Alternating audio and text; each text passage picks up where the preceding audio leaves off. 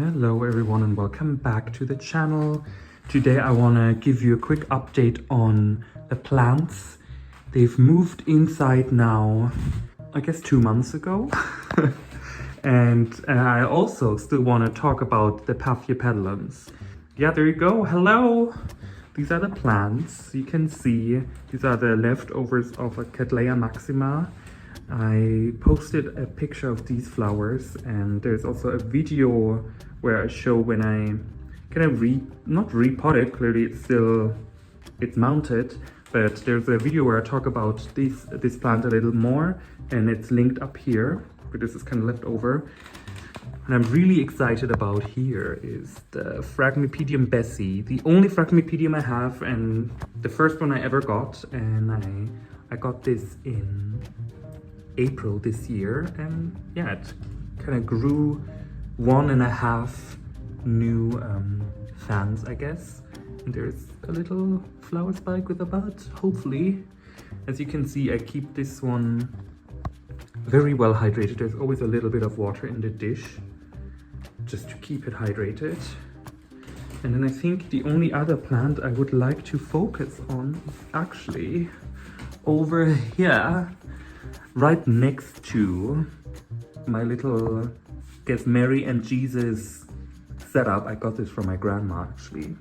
She moved and then it moved in with me, and I think honestly its aura made the Angraecum leonis right next to it spike. Oh my god, or oh my mother of god. You can see there is a spike here as well. That was last year, and it never actually came to fruition, but now there are 2. So let's hope this is going to yield some flowers. That's really nice.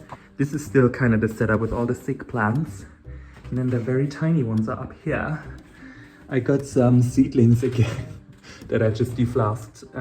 Well, not just, already a while ago, but you know, they're not doing super well. I still haven't really figured it out. I feel like these ones also didn't really come in a great state. This is Laelia virens, a very, very rare plant. No one has this in their collection. And so they had some flasks of it, but I don't know, they came already with rot or like kind of mold on them, and you know, kind of set up for failure already. But yeah, this is a Cattleya cerulean, also not much nicer. I do have some plans for these seedlings, kind of for the next year, but let's see, I'll update you on that. And then next to it is a little Dendrobium, Victoria reginae. It's kind of slowly losing its leaves on this cane, but there's a new one coming here, so that's really exciting. And yeah, this one, you know, we're all a bit dry. This one is a bit whiny. It's Cattleya walkeriana import from Brazil, so I guess it's always a little more stressful, you know, if you have to get used to a new set of seasons. But yeah, other than that, this is the Cattleya rex that bloomed this summer, and I had to put it into a bigger pot because the new growths were already bumping the edge of the old pot. Yeah, this is a Myrmecophila tibicinis that I also got from kind of an old collector, and it came in the same bunch as the other plants next to it, but I don't think I showed this in the video. This video linked up here. Yeah, look at this, it's huge, but I don't think it's ever bloomed.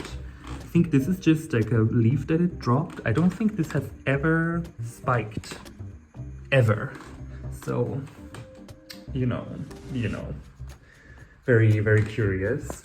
And yeah, this is the Laelia perenniae that bloomed this fall. I also had to pot this up into a larger pot because it has new roots coming right now, and it's the perfect time to get it going, because also this growth direction has 2 growth directions, and this one also bumped at the edge of the pot. So yeah, Here we have Cattleya varchevicii, the semi-alda Frau Melanie Beirut, FMB, as it's also called. We have a new growth coming, so this is, I guess, based on what I've seen about varchevicii, that's what they're supposed to do. But also what I'm supposed to do now with this plant is apparently not really water it until the growth is kind of, they gave it in inches, I guess it's like several centimeters tall, and then you should only water very, very sparingly until it reaches a certain height to kind of help it bloom. Because you can see this one also, even though it's such a mature cutting, never bloomed before. So let's see if we can get this one to bloom this summer. Maybe if we give it a drier winter, that's the trick. And yeah, then last but not least, I want to focus on this plant here. This is my beloved Cattleya walkeriana, which has this new growth coming here. And I mean, on a kind of oddly shaped growth as well. I thought this growth, when it came, was going to be a flower spike, and I feel like maybe the plant thought so too. You can see up here, I don't know if it's going to focus, there are some kind of leftovers. It almost looks like this was supposed to be a flower spike and then last minute was changed into a normal growth. You can see the leaf is oddly small compared to everything else this plant produced. And it has like this kind of remnants here that almost looks like it was supposed to produce a bud. But then I guess I moved it inside. I don't know at which point the plant starts defining the features of the new growth, like when during the developmental process it's determined this is going to be a flower, this is going to be a pseudobulb.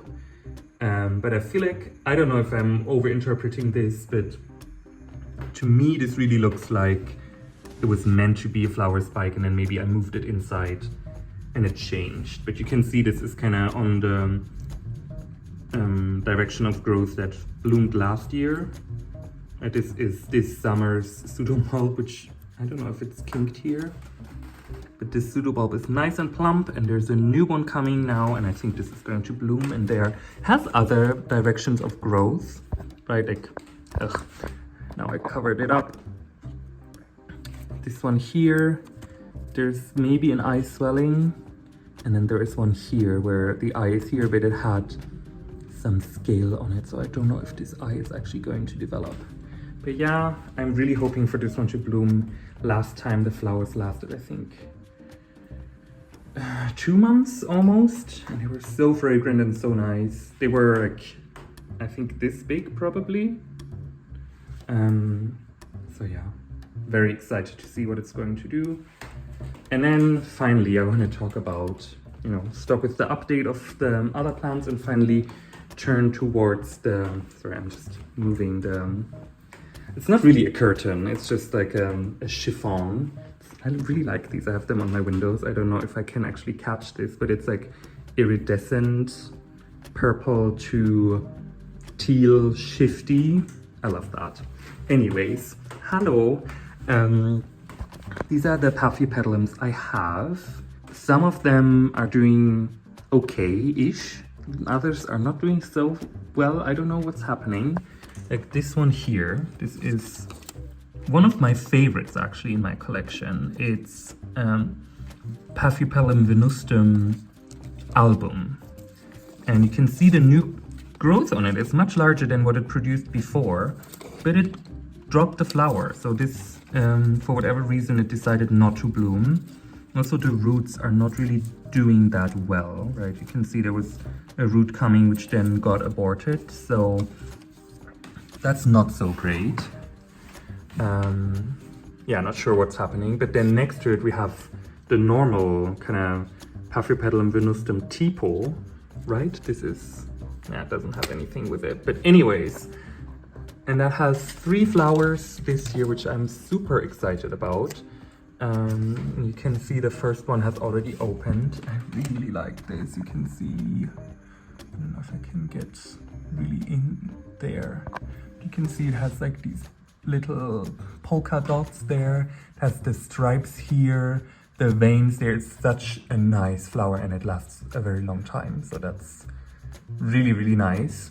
And also the foliage is just so good, right? You can see also the difference between the album and the tipo, or like the normal color form. The album is really an albino. Even the underside of the leaf is completely just green, whereas the normal color variety has this really nice purple-green mottling below on the underside of the leaf and a really nice different green shades on top. It's such a decorative plant. The flowers last really long. Really nice. And then next to it is the Paphiopedilum mordier, which has several growths maturing right now, but I don't see any flowers. This normally blooms also around this time of the year. And yeah, maybe these growths need a little bit more time to mature. But this plant is also getting pretty large, and I feel like these pots are just too deep. The root system is very shallow on them. So I feel like I'd like to get this, like all of them actually, into more shallow pots. But I haven't really found any at a reasonable size for them. But yeah, this is, I guess, a task for 2024 to get these into nicer containers. Next to it is the Paphiopedilum delenatii. Yeah, this came in spike from Schwert, I think, in 2021. And ever since, it's just been producing new fans, new growths. You can see there are also some smaller ones starting now. But no sign of flowers anywhere, which is a shame because these smell so nice. It's one of the few Paphiopedilums that have fragrant flowers. Mine, last time I had it, smelled like lemon drops, like these, like the candy, the hard candy, with lots of lemon flavor in them. But yeah, I don't know, maybe I need to get it out of this very mossy substrate, I don't know. So if you have any tips for delenatii and how to get them to bloom, let me know. Maybe it also needs just a little more time to mature the growth. I think last time it flowered in February. Maybe that's why I need to be a little more patient, but I guess I would normally see buds developing. But anyways, this plant is really nice also just as a foliage plant. You can see the texture of the leaves, the modeling. It's matte and velvety, so I really like that. And next to it is Paphiopedilum. I want to say it's a concolor. Yes. This one was sent from Mark, Toki World, Mark. He has a channel on YouTube, which I'll link down below. We did a plant swap, we filmed a video, but we never ended up posting the video, but mine is actually done and everything, so I'll just link it up here. It's kind of a, it's non-listed on my channel, but you can still access it if you want to. Yeah, and there I unboxed this one, the Paphiopedilum concolor, which is doing pretty well. It's I feel like it's just been growing this fan ever since I got it. It's just been working on that and just making it a little bigger every time. But I got this one and then also this one, the Paphiopedilum. Wait, I have to get this out of the way. The Paphiopedilum Helene, right? Which I was really excited to see. It was trying to put out a flower during summer. And I was so excited, but then kind of right before it was ready to open, it just dropped the bud when temperatures got hotter again. So I feel like it really did not appreciate the change in conditions there, but that was, I don't know, beyond my capabilities or beyond my control, I guess. But yes, it's growing really well and it looks really healthy and I'm really happy to have it. Then here we have a bit of a troublesome fella. This is Paphiopedilum hangianum, which is a tiny, tiny little plant. And you can see it has crown rot. No, I left some water accidentally up here. And so it rotted. But the beauty of sympodial orchids is you can see there are actually 2 new fans coming. And hopefully those will slowly take over. I'm very curious. The pictures of this I've seen online. The leaves were a little more mottled. You can see there's a very slight kind of netting on the leaves, but also the new ones seem very green. But yeah, let's see what this is doing. This is also one of these fragrant Paphiopedilums, and this is supposed to have a rosy fragrance. Actually, the Delainatia was supposed to have a rosy fragrance as well, but that's not what I smelled, so whatever. And the Concolor, I think people describe it as ripe fruit or like overripe fruit fragrance. Not sure. There's also Malipoense, which is supposed to smell like raspberries. I think Rothschildianum is supposed to have a peppery fragrance. And I'm not really aware of any other fragrant Paphiopedilums. Let me know in the comments if you know more fragrant Paphiopedilums that we can all have a look at. And then, finally, last but not least, this is a very new addition to my collection. You can see 3 really nice flowers. This is a hybrid. Actually, I got this from a friend from the Orchid Society here. It's called Paphiopedilum Memnon, and this is the clone Jens, which got an award, actually, HCC of the Swiss Orchid Society in 1992. So this is a cutting of a plant that was awarded the year before I was born. Just to put that into context, this is Paphiopedilum Memnon. As I said, it's Charlesworthii by Spicerianum, I want to say. It's a hybrid. I think it's, other than the Mordier, this is the only hybrid I have so far, and this is so nice, and it's so vigorous, and it's so great, and I'm so grateful to have this in my collection as well. And admittedly, it already came with 3 buds on it, but you know, maybe next year it's gonna have 4. Let's see. So overall, I'm really happy with the Paphiopedilum collection I have so far. As you see, they really all fit just on a windowsill. There, you know, some of them are maybe struggling a bit, like the Venustum or the Hankianum, but I feel like we're gonna pull through, and it's gonna be beautiful, right? We have flowers coming. So yeah, thanks a lot for watching, and let me know what's happening in your collection right now. And with that said, have a nice evening, morning, day, whatever. Happy holidays, depending on when I post this. I'm not 100% sure, but if I post this before Christmas, I guess at least I can wish you happy or like Merry Christmas, safe New Year's. And you know, we'll keep in touch. See you later. Boom.